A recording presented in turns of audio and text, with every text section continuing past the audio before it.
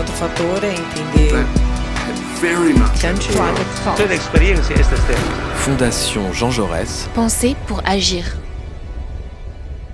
Bonjour Elisabeth. Bonjour.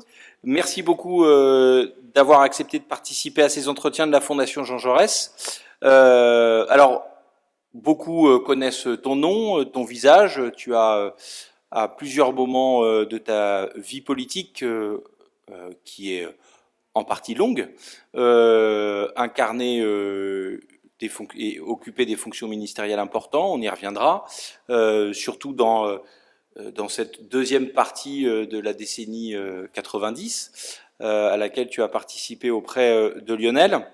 Mais c'est pas par cette biais-là que je voudrais commencer notre entretien, mais plutôt revenir sur ta progressive implantation, incursion dans cette famille aujourd'hui bien éclatée que fut celle du Parti socialiste. Parce que tu as un parcours d'engagement qui date d'assez loin, et pour autant qui se concrétise électoralement assez tardivement. Et donc il y a toute cette zone, pas grise, mais en tous les cas moins connue que d'autres, où tu as milité, conseillé des personnages importants, Jacques Delors d'abord, François Mitterrand ensuite. Et j'aimerais qu'on commence par cela, c'est-à-dire ton parcours en quelque sorte, avant même ton arrivée à l'Élysée, et d'abord auprès de Jacques Delors et ensuite à l'Élysée. Quels ont été les fils conducteurs de ton engagement très tôt, puisque avant même les années 70, tu étais en militante et engagée dans un certain nombre de structures. Donc, est-ce qu'on peut commencer par cela ? Oui, merci Émeric. Alors, bon, c'est vrai que moi, je n'ai eu qu'un seul engagement à gauche, à la convention, partisan en tout cas, à la convention des institutions républicaines d'abord. Ouais. La première fois que j'ai fait une campagne électorale, c'était pour l'élection présidentielle de François Mitterrand en 1965. Je n'avais pas encore le droit de vote. Et puis après, qui était à l'époque à 21 ans, qui plus est. Voilà. Et puis après, au Parti socialiste, après Épinay. Alors, de toute façon, moi, ma conscience de gauche, elle s'est éveillée quand j'étais au Maroc, très jeune adolescente, parce que nous étions secoués par... mes parents étaient installés au Maroc, ils n'étaient pas fonctionnaires, mes grands-parents étaient venus d'Algérie, des deux côtés, et donc il y avait cette inquiétude dans ma famille, qu'est-ce qu'on va faire avec l'indépendance du Maroc, ensuite la guerre d'Algérie, allons-nous être obligés de partir? Et moi, logiquement, j'aurais dû être à droite, et même peut-être à l'extrême droite, si j'avais suivi un petit peu l'ambiance. Enfin, mais mes parents n'étaient pas de ce bord-là non plus. Et donc, très tôt, j'ai eu conscience, je sais pas, à 12, 13, 14 ans, que puisque moi, jeune adolescente, j'avais envie de mon indépendance, je voyais pas pourquoi on ne donnait pas leur indépendance au peuple. Voilà. Donc, et puis j'ai lu Frantz Fanon, des littératures anti-colonialistes. J'ai parlé avec mes professeurs et voilà, je me suis engagée comme ça sur l'idée que le colonialisme, il fallait y mettre fin, même si je n'ai jamais eu, si tu veux, un regard comment dire, univoque là-dessus, parce que je voyais bien que du côté de mes grands-parents en tout cas, et de mes parents, on était on était très immergés dans la société marocaine, avec les Marocains musulmans, avec les Marocains juifs, avec les Français ou les Européens d'ailleurs qui étaient là, il y avait tout, Bien Marocains. Bon. Donc voilà, alors ça part de là. Et puis Donc ensuite, c'est une culture que tu te fais toi-même en quelque sorte. Oui, et puis après j'ai fait mes 2 premières années d'études supérieures après mon bac à Rabat, et là j'ai eu l'occasion aussi de me rendre compte que mes convictions au fond anticolonialistes, d'émancipation des peuples, elles rejoignaient l'émancipation des femmes. Parce que j'étais dans un foyer de jeunes filles et mes amis qui étaient là me racontaient, par exemple, mes amis juives ou musulmanes, comment on les traitait le soir de leur mariage, quoi. Je trouvais ça absolument révoltant. même si du côté de ceux qui étaient très catholiques, c'était pas très différent non Oui. plus, hein. Donc voilà, alors c'est tout ça, ce qui me fait sourire aujourd'hui, c'est que, au fond, on a l'air de découvrir que les rêves d'émancipation, des femmes, des, des minorités au fond. Mais c'est vrai que pour moi, ça a toujours été une évidence qu'à partir du moment où vous voulez l'émancipation dans un certain domaine, il fallait le L'accepter dans l'autre. faire pour tous, quoi. Bon. Alors voilà. Alors ça a démarré comme ça. Après, après Rabat, je suis arrivée en France pour la première fois à Montpellier. Je trouvais qu'il faisait très froid. Et puis, j'ai rencontré mon futur mari, qui lui était très militant à Ouais. l'UNEF. Enfin, il avait eu des responsabilités à l'UNEF, il en avait encore. Et donc là, nous avons d'abord rejoint la SFIO de l'époque. Hein. Donc, alors, la Convention des institutions républicaines d'abord. Ouais. Parce que, alors, moi Vous n'êtes pas j'avais. très nombreux quand même à avoir rejoint Non, non, non, la mais Convention des institutions pourquoi, républicaines. Donc pourquoi est-ce que nous, les jeunes qui étions là, à Montpellier, à la fac, ouais. pourquoi est-ce que nous avons rejoint la Convention des institutions républicaines? Ça s'est joué sur un hasard. Moi, j'étais assez, je trouvais, j'étais assez séduite par Jean-Pierre Chevènement à l'époque. Ouais, donc Bon. du CRS, la Avec le CFIO, CRS, le CRS. renouveau, enfin chaque génération Ouais, a bien ses sûr. envies de renouveau évidemment. Et puis un jour, Charles Hernu est venu pour lancer la campagne, l'adhésion à la Convention. Et il a séduit les jeunes que nous étions là. Et nous avons, parce que nous étions quand même, trouvions que les responsables SFIO, les députés sur place, quand même vraiment complètement amortis, vraiment, des attitudes de notables très, bon, très plan-plan, bon, très. Alors voilà, ça s'est fait comme ça, et nous avons fait la campagne de François Mitterrand, alors comme petite main Oui, bien évidemment, sûr.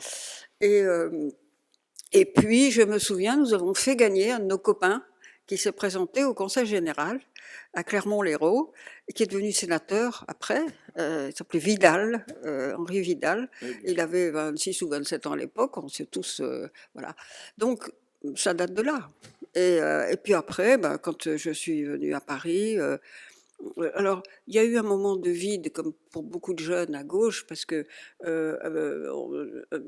1968, nous l'avons vécu à Montpellier, mais il se passait pas grand-chose, mais on Ouais. rêvait de ce qui se passait à Paris. Bon, là, nous avons voté pour Michel Rocard en 1969, mais il a fait un tout petit score. Et puis, on voyait bien que la gauche se cherchait, qu'on était un peu déçus quand même de tout ça. Et puis après, Épinay, j'ai adhéré au PS, comme beaucoup. Mais tu adhères au PS donc, après Épinay. Tu le dis toi-même comme beaucoup, c'est-à-dire qu'il y a un fait générationnel, Ouais, hein, en quelque sorte le retour de l'espoir, quoi, hein, d'espoir ouais, au travers d'une stratégie, d'une incarnation et c'est d'un ça. projet politique. Mais pour autant, beaucoup de celles et ceux qu'on a reçus, avec lesquels on s'est entretenu, adhèrent aussi après et accèdent soit à la bataille électorale, soit à des mandats électoraux assez rapidement. Je faisais référence tout à l'heure quand on se retrouvait à Jacques Auxiette, il adhère quelques temps après Épinay, il adhère en 73. En 76, il est candidat au cantonal dans sa Vendée, qui est quand même pas une terre totalement facile. Et un an après, il participe, il prend avec dans une liste d'union La Roche-sur-Yon. Toi, c'est pas du tout ton parcours. C'est-à-dire que toi, tu te concentres sur ta vie professionnelle, ta vie familiale, j'imagine. Pourquoi n'y a-t-il pas en ce qui te concerne, ce passage à un militantisme électoral dans les années 70? Bah, C'est un manque Parce que, d'occasion ou... parce que je me voyais pas dans un métier ou une carrière d'élu à l'époque. C'est François Mitterrand qui m'a convaincue, hein. Ouais, on va y Mais revenir. donc, on y viendra, mais je ne me voyais pas là. Je voulais être diplomate avant et voilà, rentrer dans la fonction publique, faire un travail à gauche, mais voilà, rentrer. J'étais passionnée par l'intérêt général, c'est ça, le service Oui, bien public. sûr. Donc, je suis par ailleurs, je préparais le concours de l'ENA, Ouais. donc c'était bon, ça demande beaucoup d'engagement. Nous étions inscrits à Paris à la section du 6e arrondissement rue Visconti. C'est là que j'ai fait la connaissance de Laurent Fabius, par exemple, et de celle qui allait devenir sa première épouse, Françoise Castro. Enfin, il y Ouais. avait tout un petit vivier là. Et donc voilà, je militais comme ça, mais en étant adhérente d'une section, en allant sur le marché, Pour distribuer les tracts. voilà, mais bon, mais je me voyais pas dans une carrière d'élu à l'époque. Et après, bah, j'ai fait une carrière classique jusqu'en 1982, en réalité. En 1981, quand François Mitterrand a été élu, moi j'étais à Londres comme Oui. attachée financière à notre ambassade et en mobilité de la direction du Trésor. Et donc nous habitions à Londres et là, nous avions repéré 2, 3 amis qui étaient de gauche comme nous. Mais c'est tout, hein, parce que tous les autres expatriés, naturellement, Était de droite. étaient de droite, d'une droite sympathique, mais ils étaient pour Giscard. Et, euh, et donc je me souviens, un des souvenirs les plus cocasses que j'ai, c'est qu'avec ces 2, 3 amis avec lesquels nous avions fait la campagne, c'était Gisèle Charza qui était venue nous voir. Elle était chargée d'animer la campagne dans les expatriés. Bon. Elle était venue nous voir, très élégante comme toujours. Alors elle avait dit qu'est-ce qu'on peut faire ici? Ben, on lui a dit on va vous faire des réunions dans des appartements parce que Les réunions Tupperware, comme comme on pour les une appelle. campagne cantonale quoi, Oui, exactement. ou législative. Et on pouvait pas faire plus. Bon. Donc on a fait ça et le soir de l'élection. Je revois encore. Nous arrivons donc parce que ses amis étaient diplomates comme nous. Alors nous arrivons à l'ambassade là, à Knightsbridge, et nous entrons là. Les résultats n'étaient pas encore annoncés officiellement, et nous ne voyions que des visages consternés, quoi, figés, un silence de Pesant. mort. L'ambassadeur invisible, c'était un ancien ministre des Affaires étrangères de Giscard, Sauvagnard, qui d'ailleurs de toute façon détestait être là parce qu'il trouvait que c'était des choix après, bon. Et donc nous arrivons là-dedans et tout d'un coup à la télévision, bon, alors là nous étions ravis, on a applaudi, mais nous étions les seuls. Et très vite la salle s'est vidée, enfin c'était consternation et on nous regardait de biais parce qu'on se disait: «Mais comment ces jeunes-là qu'on trouvait si sympathiques, comment est-ce possible?» Parce qu'ils avaient tous ces gens de droite, ils avaient le sentiment d'une imposture. Ouais. Voilà. Que le pouvoir était le leur. Une imposture, Mm. voilà. Et donc voilà. Alors, si bien que je n'ai pas vécu donc En France, directement, la campagne présidentielle et directement la victoire. à Paris ou en France. Je suis revenue au mois de juillet. Là, j'avais refusé plusieurs fois d'entrer dans des cabinets ministériels de droite, hein. Bon, on m'en a proposé beaucoup. Mais là, j'ai fait savoir que j'étais disponible si on avait besoin de moi. Alors j'ai d'abord été approchée par Louis Schweitzer qui dirigeait le Mm. cabinet de Laurent Fabius, mais je n'avais pas envie de faire du budget, quoi. Je trouvais que c'est un peu bête et méchant, quoi. Donc j'étais à la direction du Trésor. Il y avait le cabinet Delors était déjà constitué, mais quelques mois après, le conseiller qui était chargé de suivre le Trésor et la Oui, le direction des mouvement assurances habituel dans un partit. cabinet. Et donc, très vite, enfin, il a proposé que je le remplace et ça a été accepté très très vite. Et c'est comme ça que j'ai fait la connaissance de Jacques Delors, d'ailleurs. Alors tu arrives en quelque sorte dans ces ors de la République qui pour la gauche sont un peu terra incognita à l'époque, on l'oublie un peu, mais de 58 à 80, opposition. Donc tu arrives au ministère auprès de Jacques Delors, qui période un peu particulière, 82, 83, 84, qui est un peu singulière, mais en fait assez vite tu arrives, tu vas à l'Élysée. Quittant Jacques Delors, comment ça se passe, ce passage d'un ministère, d'un cabinet ministériel au cabinet du président de la République? C'est pas tout à fait la même chose quand même, y compris Non, en termes de alors c'est vrai que responsabilité. je suis restée au cabinet de Jacques Delors très peu, Ouais. hein, quelques mois. Et pourquoi est-ce que j'en suis partie? D'ailleurs, Jacques Delors était pas content. J'ai d'abord commencé par refuser d'ailleurs. J'ai dit aux amis qui étaient à l'Élysée, c'était Jacques Attali, parce que j'avais Oui, participé au groupe d'experts du PS, donc j'étais quand même, j'étais un peu montée en grade dans oui. le militantisme, quoi. T'étais repéré, quoi. Oui, Donc ils me connaissaient et François Stas, qui était oui, donc là, et Jacques Attali. Bon, bah, j'ai été en relation avec eux dès que je suis arrivée. Par ailleurs, Hubert Védrine était à l'Élysée aussi et nous étions très amis depuis l'ENA parce que on avait bien vu qu'on avait les mêmes convictions.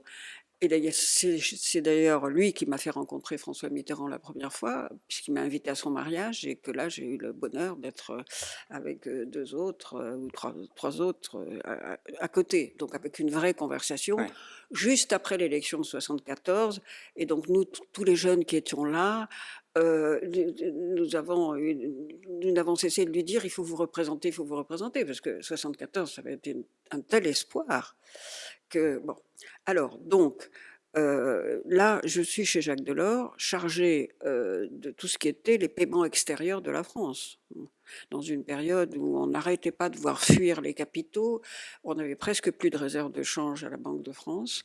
Donc moi, 4 fois par jour, j'étais au téléphone avec soit le sous-gouverneur de la Banque de France chargé de ça, soit la salle d'échange de la Banque de France, pour examiner l'état des réserves, et j'apportais la feuille des réserves de change à Jacques Delors. C'était chaque fois consternant. Parce que voilà. Donc on voyait se profiler l'horrible perspective de devoir emprunter au Fonds monétaire international quand même, parce que nous avions épuisé toutes nos capacités d'emprunt, en tout cas dans des conditions correctes. Acceptable.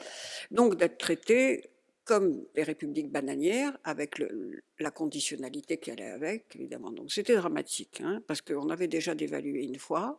Il était clair qu'on allait devoir dévaluer au printemps 82. Et donc j'ai vécu tout ça aux côtés de Jacques Delors, avec une immense admiration pour cet homme qui, bien que dans cette période il ait perdu son fils, Mm. hein, n'a jamais cessé, j'ai peut-être absenté 2 jours et encore, n'a jamais cessé de travailler, de défendre les intérêts de la France, notamment vis-à-vis de l'Allemagne, d'obtenir une certaine bienveillance. Et c'était pas facile à l'époque, hein. Le soupçon était général. Oui, Vous oui, vous bien rendez sûr. compte, des ministres communistes au gouvernement. Enfin, il fallait, moi, vis-à-vis quand j'étais au cabinet, ma principale tâche, en dehors de surveiller les réserves de change, c'était d'accueillir des investisseurs étrangers pour leur dire ne vous inquiétez pas. On ne va pas faire n'importe quoi. C'est pas parce qu'il y a des ministres communistes au gouvernement qu'on va. Que les Bon. chars russes vont Non, mais arriver et alors, qu'on va collectiviser les biens de on avait production. l'impression d'avoir un tonneau percé de tous côtés et d'avoir une défiance généralisée. Donc, Jacques Delors a réussi l'exploit de tranquilliser les Européens. Et puis de remettre quand même nos finances publiques un peu sur les rails. Et c'est là que, à l'Élysée, ils se sont rendus compte, parce qu'à l'Élysée, vous vous souvenez qu'en juin 82, il y a eu le sommet, le G7 de Versailles. Et ça a créé un scandale, parce que c'était fastueux, c'était formidable pour le président de la République de gauche, socialiste, avec des communistes au gouvernement qui faisaient peur aux Américains, comme s'ils allaient les avaler tout crus, de réunir tous ces grands dirigeants internationaux en France et présider ce sommet. Donc ils avaient choisi de le faire à Versailles.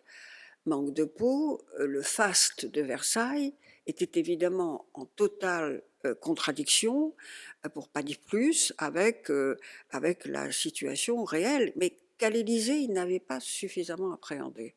Donc moi, je pense que le président avait été évidemment alerté par Jacques Delors et par Pierre Mauroy, Mm. parce que moi, j'étais en relation constante avec le cabinet de Pierre Mauroy, Jean-Pierre Levade à l'époque, avec évidemment l'Élysée, c'était donc François Stas d'ailleurs, et avec Matignon. Ça se jouait. Il fallait beaucoup de confidentialité parce qu'on n'arrêtait pas de dire non, non, ça va bien, vous inquiétez pas, on va pas dévaluer, alors qu'on savait pertinemment que c'était pas vrai. Donc on mentait à tout le monde, à la presse en premier lieu, pour pas Oui, accélérer pour pas. l'hémorragie. Et donc, C'est à ce moment-là, à l'Élysée, ils ont jugé que dans l'équipe du secrétariat général, qu'ils n'avaient pas été suffisamment associés, impliqués, qu'ils avaient été tenus à l'écart et qu'il fallait que ça cesse. Et c'est comme ça qu'ils ont eu l'idée de dire à Jacques Delors, ben, il faut que ce soit Élisabeth qui vienne à l'Élysée, puisqu'elle connaît ça par cœur et elle connaît les gens et elle est susceptible d'avoir toutes les infos. Bon. Alors ça s'est pas fait tout de suite parce qu'ils ont posé la question justement en juin 82. Jacques Delors voulait pas. Ben, j'ai dit moi je partirai pas sans son accord. Hein. Ou il y voit un avantage, j'y vais aussi parce que c'est lui qui m'a accueilli là. Bon. Oui, une espèce de fidélité à l'homme, quoi, Voilà. bien sûr. Et exactement. Et donc, et puis je me souviens très bien quand nous sommes allés, enfin quand j'ai accompagné Jacques Delors aux rencontres annuelles du Fonds monétaire de la Banque mondiale au mois de septembre de la même année. Dans un ascenseur, je me souviens, on allait à un dîner, il m'a dit, bon, alors, il va falloir obéir. Je lui ai dit, bah, qu'est-ce qui se passe? Bah, il me dit, j'ai vu le président, j'ai reçu un appel de Bianco, il va falloir que vous y alliez. Bah, je lui dis, moi j'y vais si vous êtes d'accord, vous le savez. Il m'a dit, allez-y, voilà. Donc Bah, la décision se fait dans un ascenseur pour aller alors, à un non, dîner. il l'annonce dans l'ascenseur. Alors, et puis il m'a invité très gentiment à déjeuner avant mon départ.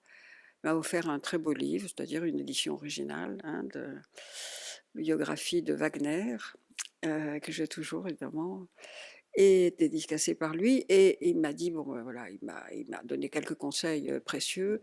Et donc je me suis retrouvée comme ça à l'Élysée en octobre 82, voilà, sur ce sujet qui était un des plus brûlants de Ouais. l'époque.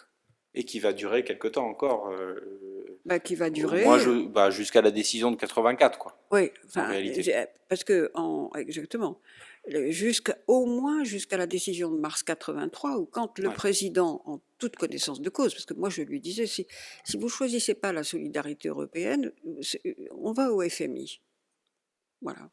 Il faudra faire appel au FMI avec tout ce que ça implique, du bilan déjà. Et donc, je crois que c'est ça qui l'a emporté, parce que je me souviens d'un déjeuner qu'il avait organisé. Alors moi, j'étais une petite main, hein, enfin, je lui faisais des notes tous les soirs. Alors, avec son ironie, il me montrait le lendemain ou quelques jours après qu'il avait retenu le taux de change du franc par rapport aux marques, puisque Oui, parce que c'était ça le sujet essentiel. donc il en plaisantait beaucoup. Ben, je le voyais pas beaucoup, hein, moi, on communiquait par notes. Et puis, ben, je lui faisais des notes d'alerte. Et je dois dire que toute l'équipe de ses conseillers à l'Élysée, en tout cas ceux qui s'exprimaient là-dessus, c'est-à-dire Bianco, Attali, François Stas, Christian Sauter, qui était secrétaire général adjoint, et moi, nous tenions exactement le même langage, qui était celui du choix de rester dans le système monétaire européen, c'est-à-dire du choix de l'Europe.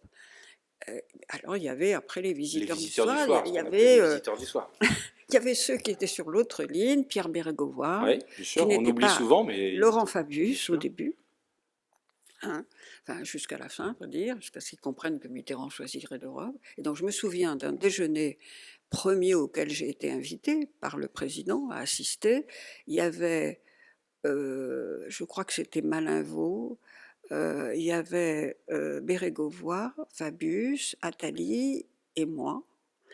Et alors moi j'étais très intimidée parce que j'étais grand personnage et Mitterrand m'a passé la parole assez vite. Alors il m'a dit ben, dites ce que vous me dites dans vos notes. Alors j'ai dit et puis Malinvaud est allé dans le même sens. Et puis je crois pas qu'il y avait pas Candesu qui était directeur du Trésor, mais moi j'étais en relation constante avec lui, Avec lui, c'était bien mon sûr. ancien chef de service. Bon. Et, euh, et, euh, et là, euh, Laurent Fabius a dit très vite, oui, je crois qu'il faut faire le choix de l'Europe. Voilà. Et Bérégovoy, dans mon souvenir, n'a rien dit. Il a écouté. Il a pris acte. Il a plaidé, c'est-à-dire, il a plaidé les intérêts, c'était d'ailleurs le souci de Fabius aussi, les intérêts de l'industrie française qui, Oui. à l'époque, et il pensait autour de Ribou, de Jean Ribou, Ouais, bien que sûr. l'intérêt de l'industrie française, c'était pas un souci mineur, c'était la dévaluation, donc sortir du système monétaire européen, puisqu'on était enserré dans des marges de fluctuation étroites, sortir du système monétaire européen pour récupérer, comme on disait, des marges de manœuvre et pouvoir exporter Être davantage. compétitif sur l'export et du coup Voilà, avoir évidemment, les moyens pour se moderniser. voilà, renchérissement des importations. Donc moi, Ouais. j'avais démonté tous ces mécanismes pour le président, en lui disant, de toute façon, si vous faites ça, le franc va tomber comme une pierre sur les marchés d'échange. Vous serez obligé de le défendre, ne fût-ce que pour des raisons politiques. Vous allez faire monter les taux d'intérêt. Donc c'est faux de dire que de sortir va faire baisser les taux d'intérêt. C'est faux. Donc voilà, alors il y a ce raisonnement technique, plus le raisonnement politique du prestige de la France. Et pour François Mitterrand, le choix de l'Europe, c'était pas nul, parce que déjà, dans quelques discussions, j'avais compris à quel point il avait été marqué quand même par le congrès de La Haye à la Ouais. fin de la guerre, etc. Oui, que ça faisait partie de son ADN politique, même Voilà. si c'est pas quelque chose qu'il avait forcément toujours mis en Ouais. avant, y compris dans sa Alors, conquête du pouvoir.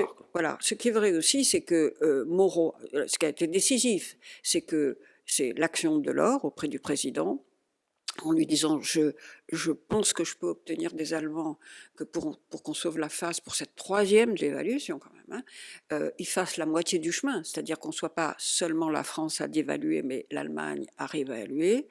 Et Pierre Mauroy était complètement sur cette ligne. Enfin, moi, j'étais tous les jours et plusieurs fois par jour au téléphone avec les conseillers de Mauroy, Jean Perlevade, Daniel Lebègue, euh, euh, Philippe Lagayette, qui était Oui. resté auprès de Jacques Delors, et puis après, ça a été Pascal Lamy, enfin, voilà. Donc, et on était là, on était très soudés tous. Mais alors, ce qui est frappant dans ce que tu racontes, Elisabeth, c'est que finalement, il y a le lien des conseillers avec le président, ça c'est logique. Finalement, sous couvert d'analyse technique, en réalité c'est une analyse politique que vous lui fournissez. C'est pas une analyse technique d'un spécialiste du Trésor ou que sais-je. C'est voilà les choix techniques qui sont les vôtres et les conséquences politiques en termes de politique industrielle, etc. que ça peut avoir. Donc c'est la politique noble, c'est pas de la petite politique, etc. Non. C'est de la Pas de la politique politicienne voilà. de bas étage. Bien sûr, on n'est pas là dans une candidature à la cantonale, quoi. Hein. C'est un peu autre chose. Non, mais c'est pas, ça a un intérêt, mais Bien sûr, bien sûr. Mais est-ce qu'il y a un lien, justement, dans ces visiteurs du soir ou dans les visiteurs pas du soir, qui, évidemment, font un travail aussi d'influence auprès des membres du cabinet, des parlementaires de l'époque, je sais pas, du président du groupe socialiste de l'époque, Pierre Jox, ou d'autres, qui pouvaient, eux, peut-être essayer de vous convaincre les uns et les autres qu'un autre choix était possible, en quelque sorte, quoi. Oui, mais ou est-ce que c'était très étanche? c'était très étanche. Moi, ils n'ont jamais pris contact avec moi, par exemple. Je pense que j'étais une inconnue pour eux. Ouais. Et en tout cas, il y avait chez beaucoup, il faut le dire, après, ce sont devenus des amis, mais cette idée de dire, oh là là, c'est techno, alors, mais peut-être qu'ils viennent nous embêter, là, c'est ça. Et donc, moi, ils m'avaient pas connu au Parti socialiste, donc il y avait de la part de ses compagnons beaucoup plus anciens.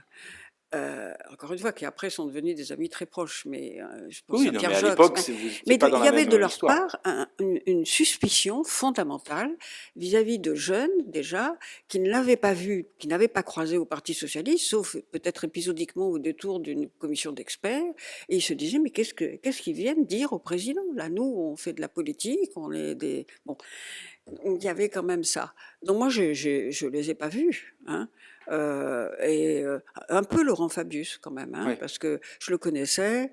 M'avait proposé d'entrer à son cabinet. Il y avait eu et puis je savais par Michel Cantu que Michel Cantu était allé le voir et lui avait exposé La réalité. la réalité quand même, hein. Bon. Et alors, justement, tu parles des technos.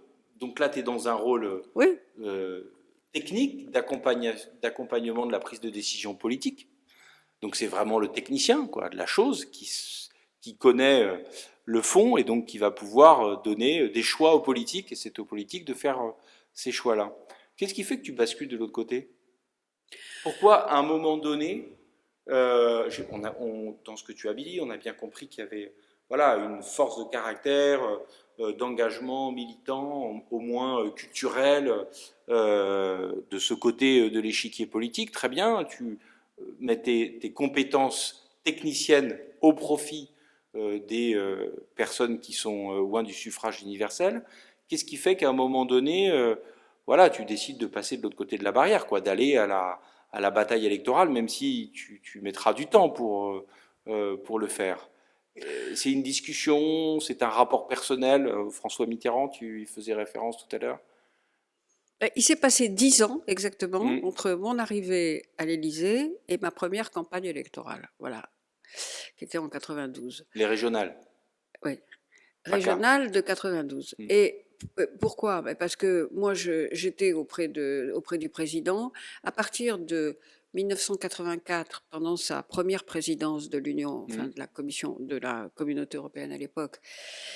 À partir de là, et plus encore à partir de 1985, quand il a nommé Jacques Delors à présidence de la Commission, parce que j'avais beaucoup travaillé sur les dossiers européens, vus sous l'angle financier. Il y avait le chèque britannique à l'époque.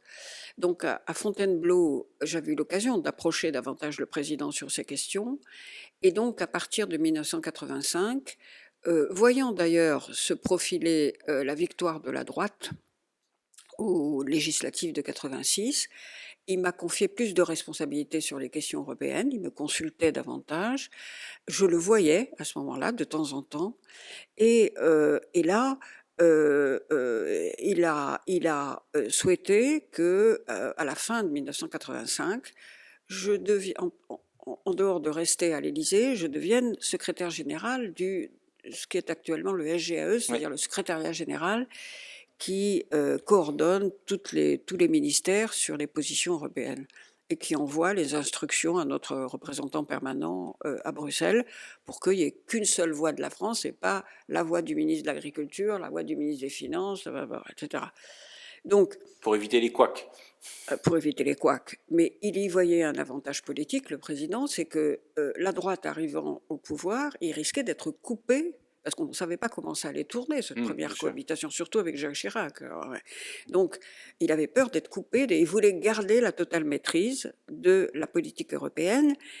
Et c'était moins évident que pour la politique étrangère ou la défense, où là, la Constitution était beaucoup plus nette sur la prééminence du président de la République, en tout cas pour la défense, mais beaucoup moins nette sur les questions européennes, qui avaient quand même une forte composante interne. Quand on prend des positions à Bruxelles, on prend des positions sur l'avenir de l'agriculture, l'avenir de l'industrie de l'automobile, l'environnement, la santé, enfin, etc. Et donc voilà, il m'a proposé ça, et à partir de là, j'ai vraiment travaillé beaucoup plus en lien personnel avec lui, jusqu'à sa réélection en 1988, et tu te souviens sans doute de la campagne de 1988, enfin je ne sais pas si tu étais beaucoup plus jeune que moi, mais dans la campagne de 1988, c'était vraiment l'ouverture à la fois au centre, à des personnalités de centre droit, donc il a débauché aux écologistes déjà, à des personnalités de centre droit comme Jean-Marie Roche, le maire de Metz, ou Jean-Pierre Soisson. Et puis, ça s'est fait forcément, l'écologie, l'Europe, enfin, il y avait une cohérence à tout ça. Et à partir de 1988, moi j'ai commencé, je lui ai dit à ce moment-là, après sa réélection, je lui ai dit, bon, voilà, Monsieur le Président, maintenant, j'aimerais faire autre chose. Alors il m'a dit, mais qu'est-ce que vous voulez faire d'autre? Vous n'êtes pas bien ici? Je dis, si, je suis très bien, mais bon, ça fait maintenant 6 ans. J'aimerais évoluer, faire... Alors il me dit, ben, vous n'avez qu'à vous présenter à une élection. Je dis, non, ce n'est pas mon genre de beauté, je n'ai pas envie de faire ça. Il me dit, qu'est-ce qui vous ferait plaisir?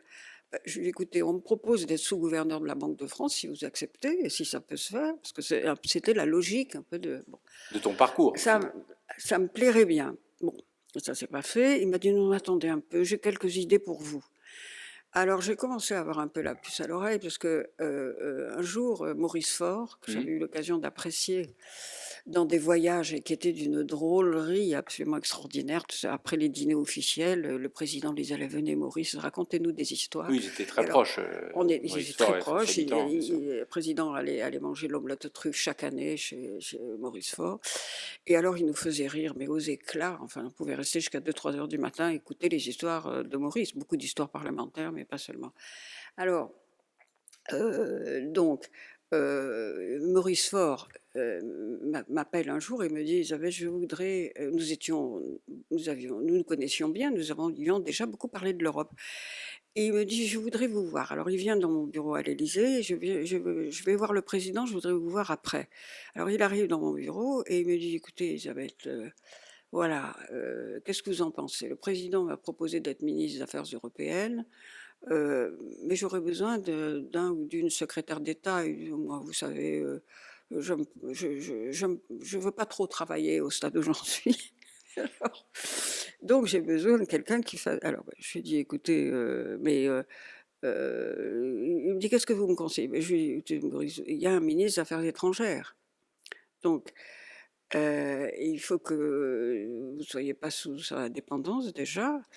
Et en même temps, ça risque de poser des problèmes. Des Parce petites que, frictions, oui. Vu bon, le personnage, parce que, voilà. Donc, c'est quand même pas une position très confortable.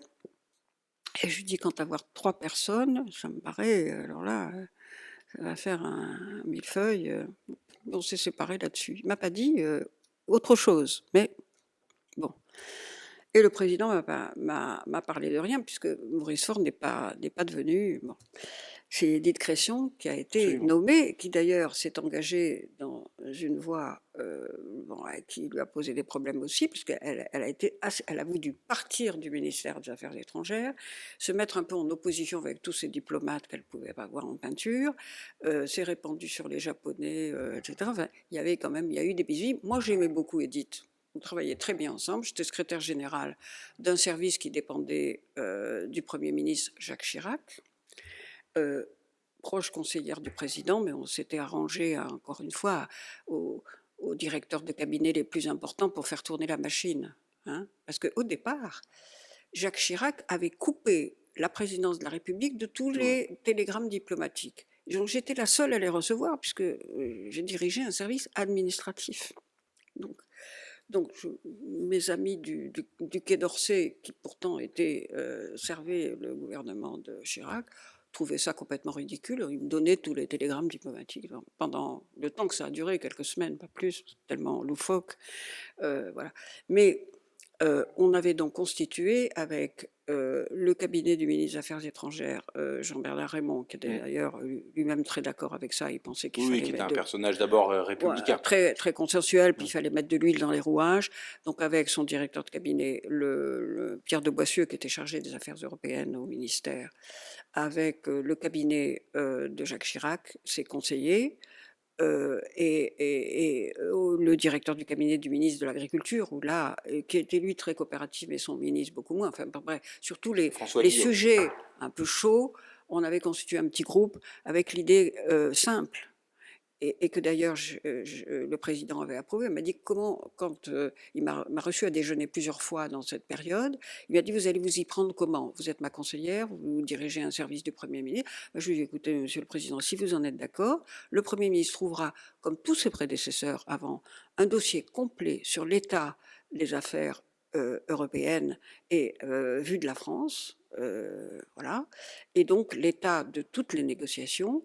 Je compte faire circuler l'information autant que possible avec la réciprocité que ça implique évidemment, et quand il y aura des arbitrages politiques à faire, eh bien je vous le signalerai, et s'il faut, si on n'arrive pas à régler ça au niveau des cabinets, s'il faut que vous en parliez au Premier ministre, il m'a dit oui, je ferai un conseil restreint dans mon bureau. Et c'est ce qui s'est passé. C'est ce qui s'est passé à plusieurs reprises. Exactement.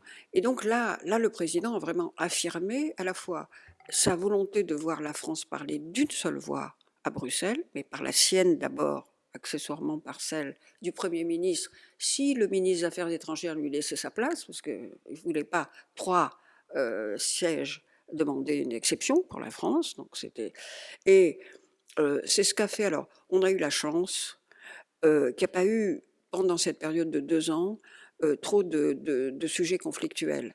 D'abord parce que, Jacques Chirac, une fois qu'il a été Premier ministre, a cessé de s'opposer à la ratification de l'entrée de l'Espagne et du Portugal dans l'Union européenne, alors que Qui pendant était le grand débat la de campagne l'époque, électorale, évidemment, 84, bien sûr. parce que c'est vrai que c'était un drame pour l'agriculture du sud de la France, hein, et pour bon.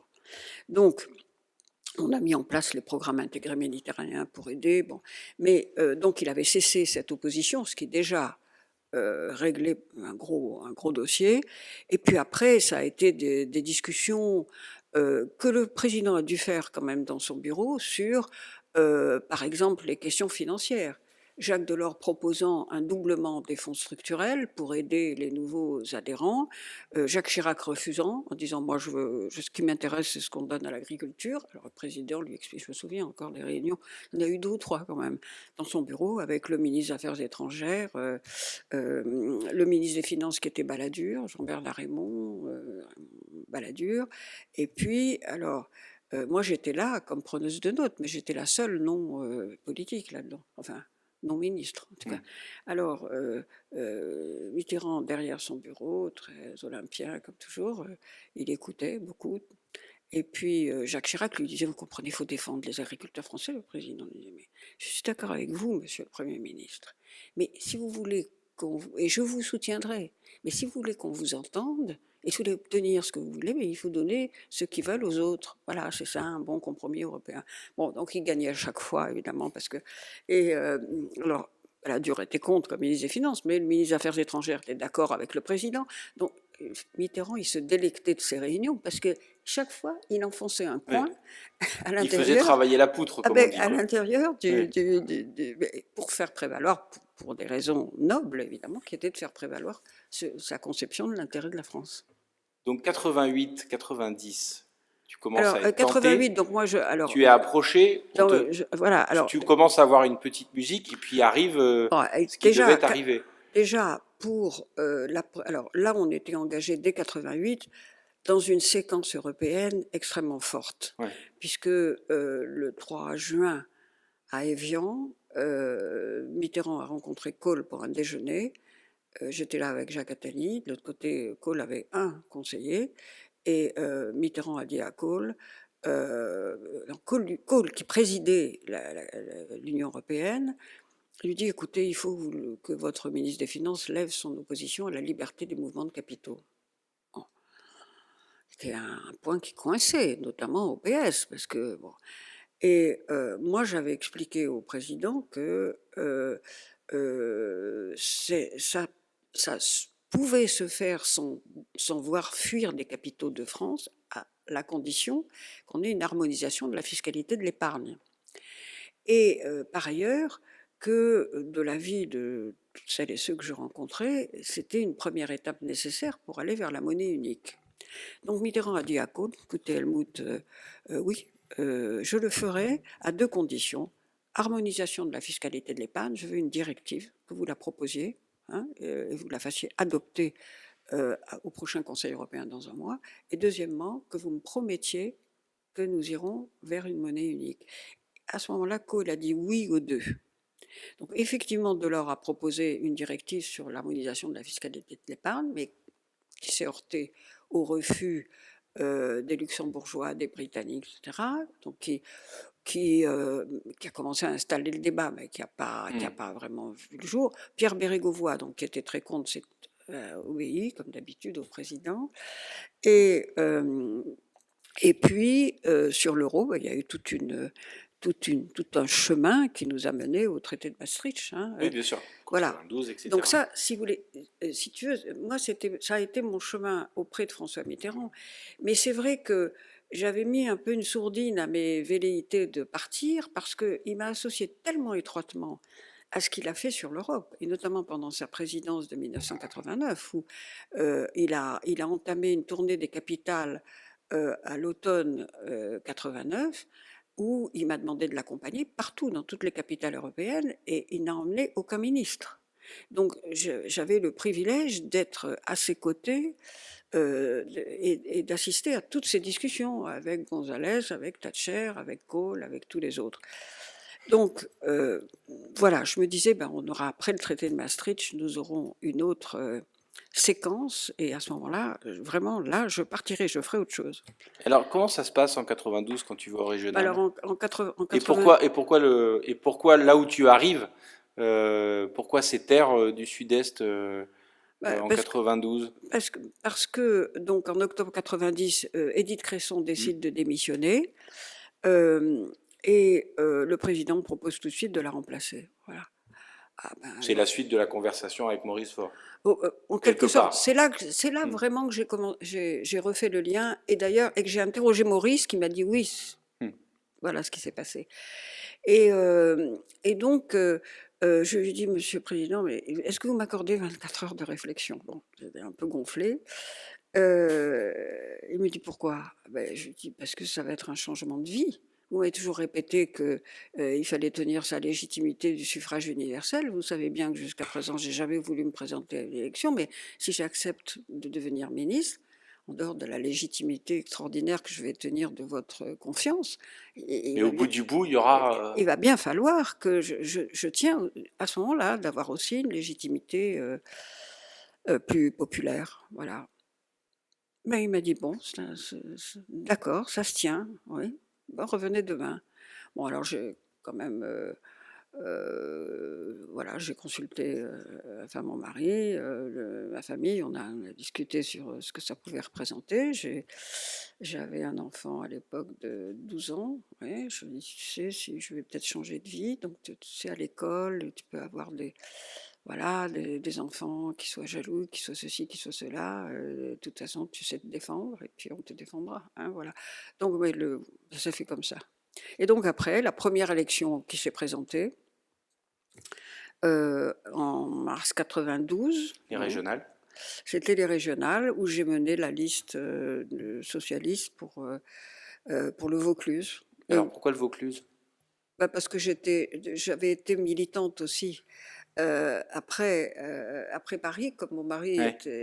avait aussi eu quelques ambitions dans le Vaucluse, à Avignon. On s'était inscrit à la section Avignon. Et d'ailleurs, Mitterrand me répétait tout le temps, mais vous êtes inscrite à la section d'Avignon, pourquoi vous n'allez pas là-bas? Parce que comme c'était une section rocardienne, et que il savait que j'avais beaucoup de liens au départ avec les rocardiens, c'est comme ça que je suis arrivée, moi, au PS. Et d'ailleurs, au début, une des premières fois que j'ai vu le président à l'Élysée, il m'a dit, ah, voilà, oui, vous venez. Vous n'êtes pas trop inquiète de quitter votre idole? Alors, moi, j'étais complètement interloquée déjà, puis enfin très intimidée quand même. Je dis, mais quelle idole, Monsieur le Président?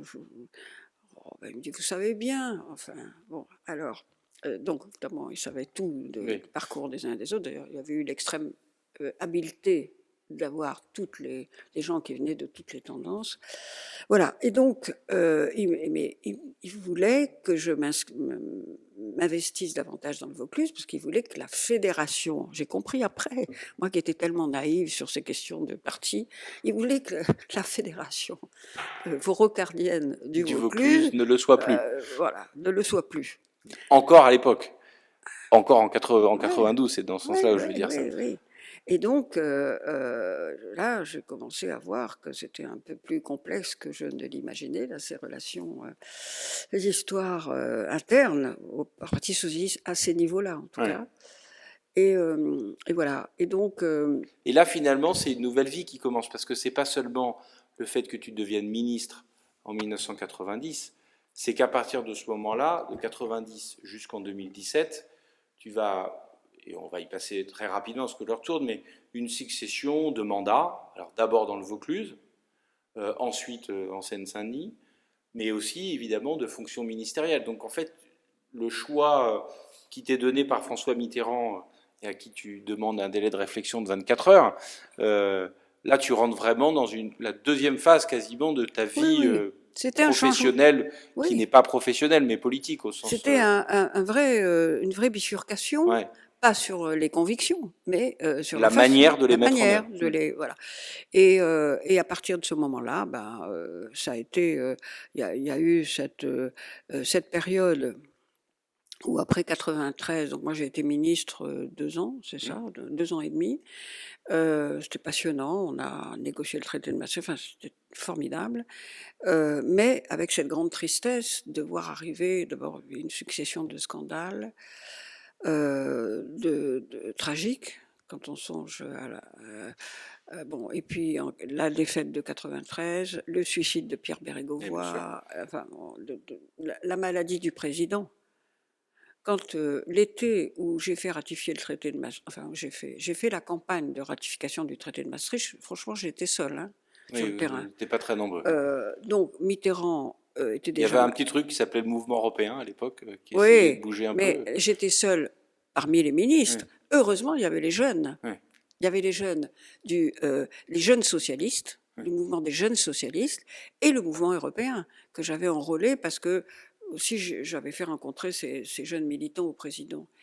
Et donc, autour du 15 août, je prenais 3 jours de vacances, je veux dire, les seuls, cet été-là, et le président m'appelle et il me dit, bon, je vois les notes que vous m'envoyez, je vois ce qui se dit dans la presse, venez me voir. Et donc là, je suis allée à Latch, de l'Apt, enfin, où j'étais, où où je passais mes 3 jours de vacances. Et là, il m'a dit, bon, alors comment envoyer les choses? Là, je dis, Monsieur le Président, ça va pas du tout.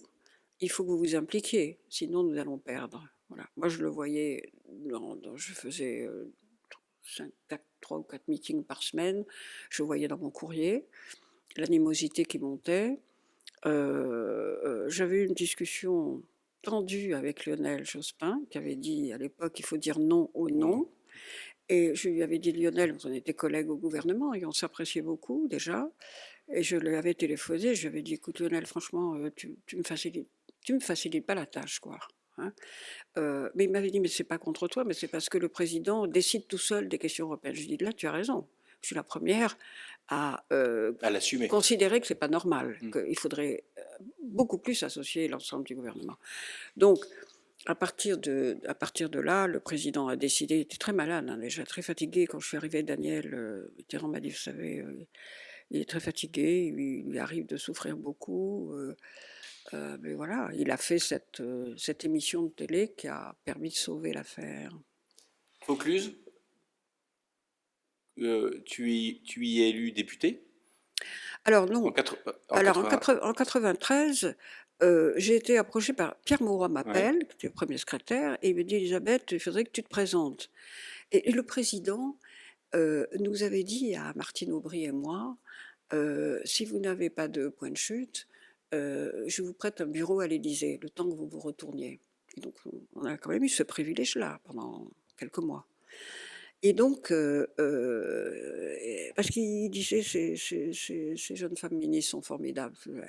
Et alors, Pierre Mauroy m'appelle, il me dit, il faut que vous vous présentiez. Je lui dis, je veux bien Pierre, mais ça ne peut être que dans le Vaucluse, où j'ai quelques attaches.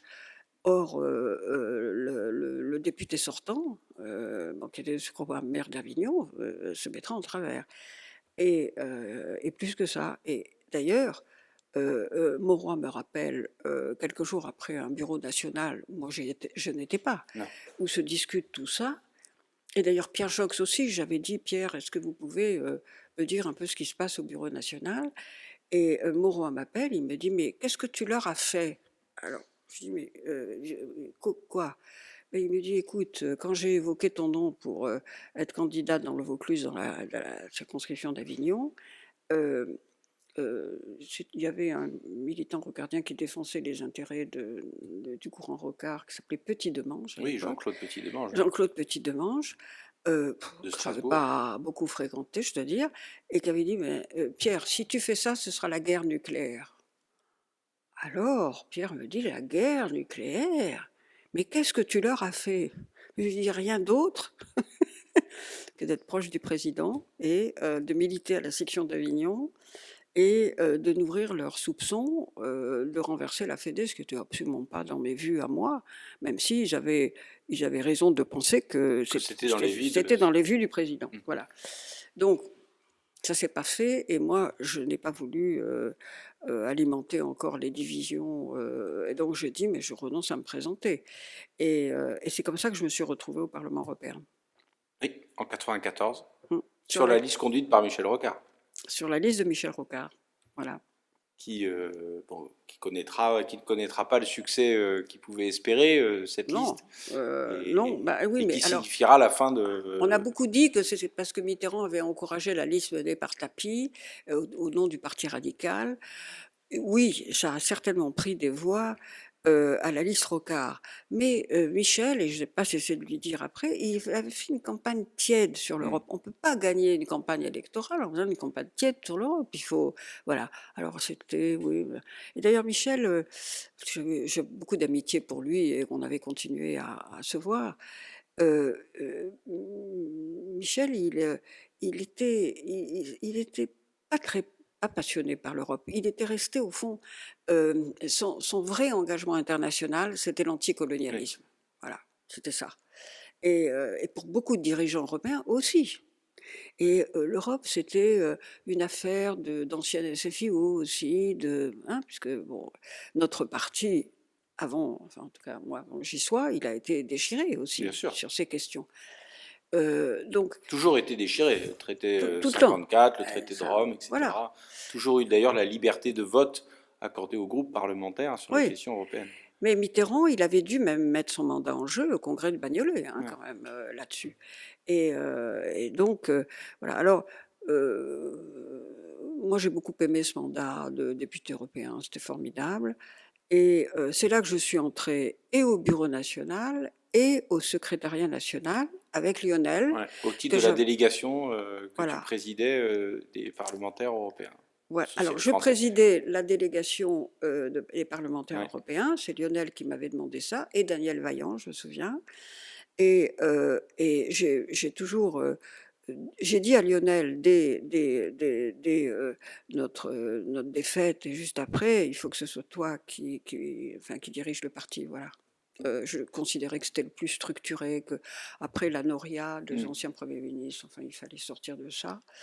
Et donc, mon lien amical et politique avec Lionel s'est considérablement renforcé dans cette période où il m'a constamment soutenu, je dois dire. Alors, il était européen, mais beaucoup plus tiède que moi, on va dire. Et alors, c'est pour ça qu'il n'avait pas voulu que je sois dans ce secteur international. J'étais secrétaire national aux questions sociales. Oui, oui. J'ai très bien travaillé là-dessus. Mais quand même, je le nourrissais, je l'informais sur ce qui se passait au Parlement européen. Et je me souviens que ça, c'est important, parce que quand il a négocié avec le Parti communiste le programme électoral pour cette dévaluation, cette dissolution qui nous tombait dessus par surprise, 97, ouais. et on pensait qu'on avait encore plus d'1 an pour rapprocher, faire la gauche plurielle, comme on disait. Et donc, à ma grande surprise, c'était Daniel Vaillant qui était chargé des discussions avec les partenaires. Il me dit, Elisabeth, tu fais voir les communistes, tu viens avec moi. Bon, je dis pourquoi il me dit, tu parleras des questions sociales, mais surtout, je voudrais que tu t'exprimes sur l'Europe. Je dis, tu es sûr? Il me dit, oui, tu dis ce que tu penses et ce que tu crois. On arrive, il y avait donc en face Robert Hue, Guesso, Marie-Georges Buffet, enfin, Lionel m'avait pris à sa gauche, Daniel Vaillant était là, et il fait un petit topo, Lionel, et puis il dit, bon, alors Robert Hue lui répond, et puis Lionel dit tout de suite, bon, je veux que vous écoutiez Elisabeth Guigou, parce que je vous dis tout de suite, l'euro, c'est pas négociable. Voilà. Ça lui a servi de point d'accroche dans la discussion. Ah, mais ça, c'est Lionel, quoi. Ouais. Il y a une ligne, on s'y tient, on l'a dit, et puis c'est à prendre ou à laisser, mais après... On négocie, Voilà. après. Mais une fois qu'on s'est mis d'accord sur ce qui n'est sur pas négociable. Sur un principe fondamental. Mais donc, tu es élu député européenne en 1994. Oui. Mais en 97, tu es bien élu député, Oui, mais après la dissolution, parce que après la là, dissolution. Lionel me dit: «Il faut vraiment que tu te Hmm. présentes». Ben, je lui dis: «Ben, alors je vais le faire à Avignon». Il me dit: «Là encore», il me dit: Compliqué? c'est compliqué parce que, le Front national faisait déjà, Ouais. plus de 35 des voix et la droite locale elle était tendance marianiste, hein, d'ailleurs il vient de là. Hmm. Donc, j'ai connu le personnage à ce moment-là. Donc il y avait ils s'étaient partagé le territoire. Ils avaient donné au Front national Orange, et puis sur Avignon, où ils voulaient être tranquilles. Bon.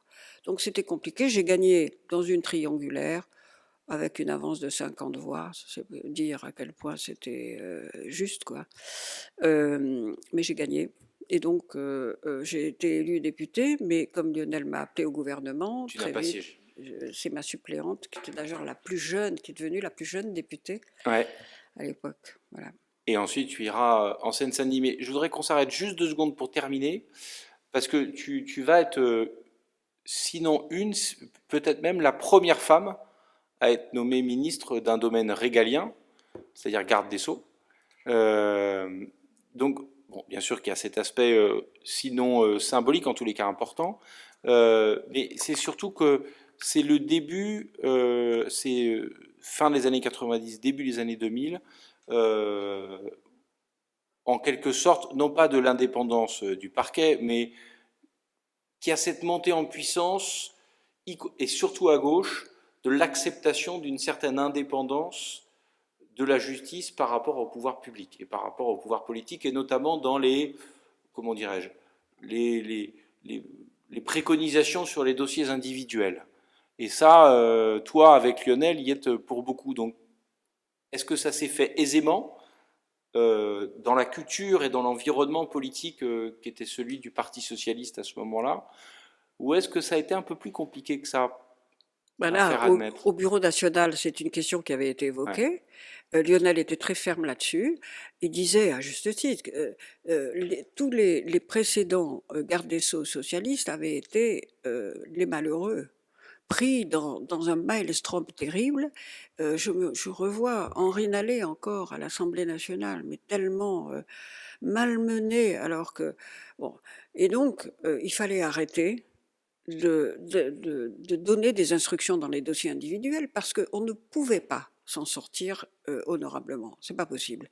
Les juges étaient très remontés, surtout que c'était des affaires de malversation financière et que ça ternissait complètement la volonté affirmée par Mitterrand depuis bien longtemps d'assainir, c'est-à-dire d'officialiser le financement des partis politiques et pas de recourir à ces expédients qui allaient conduire au procès urbain, etc. Donc, c'est à partir de là, à partir de la prise de conscience politique qu'on avait beaucoup plus à perdre à continuer dans ce système où on pensait pouvoir orienter les pouvoirs des juges, les décisions des juges, que ça a mûri cette idée. Je dois dire que le président, lui, il n'était pas pour, hein, parce qu'il était d'une autre époque, mais d'ailleurs, Robert Badinter, sur l'indépendance du parquet, non plus. Mais il y avait des oppositions au sein du parti. Donc moi, j'avais bien conscience de ça. Je ne m'attendais pas du tout à être nommé garde des Sceaux. Quand Lionel m'a proposé ça, parce que j'étais plus économiste que juriste, je lui ai dit, mais pourquoi pourquoi moi là? Il me dit, je veux quelqu'un en qui j'ai confiance et qui fera la politique qu'on a décidé, que le Bureau national a décidé de mener. Donc, voilà, plus d'instructions dans les affaires individuelles. Je lui ai dit, bon, certainement, est-ce que j'aurai un bon budget? Parce que j'avais quand même une certaine connaissance de la misère de la justice. Il m'a dit, tu auras mon soutien là-dessus. Et voilà, c'est comme ça.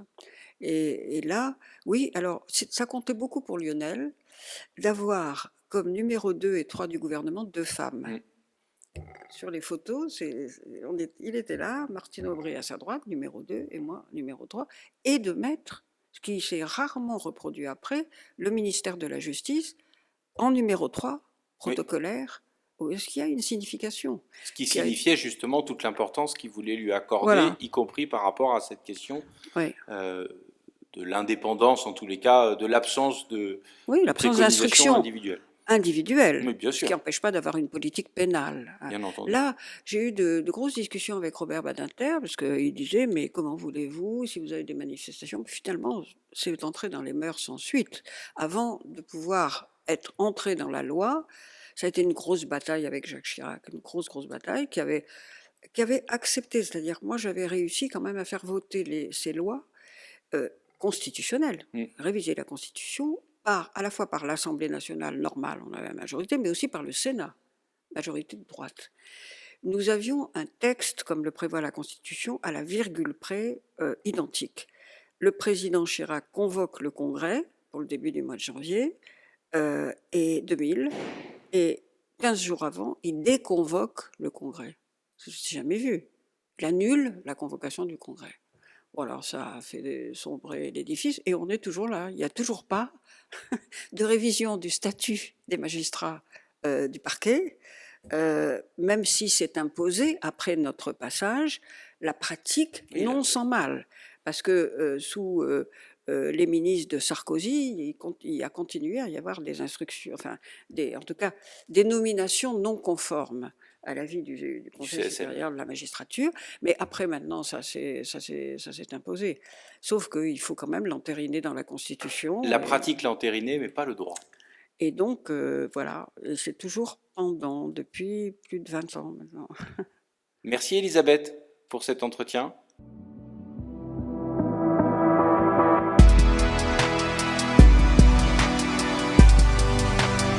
Fondation Jean Jaurès.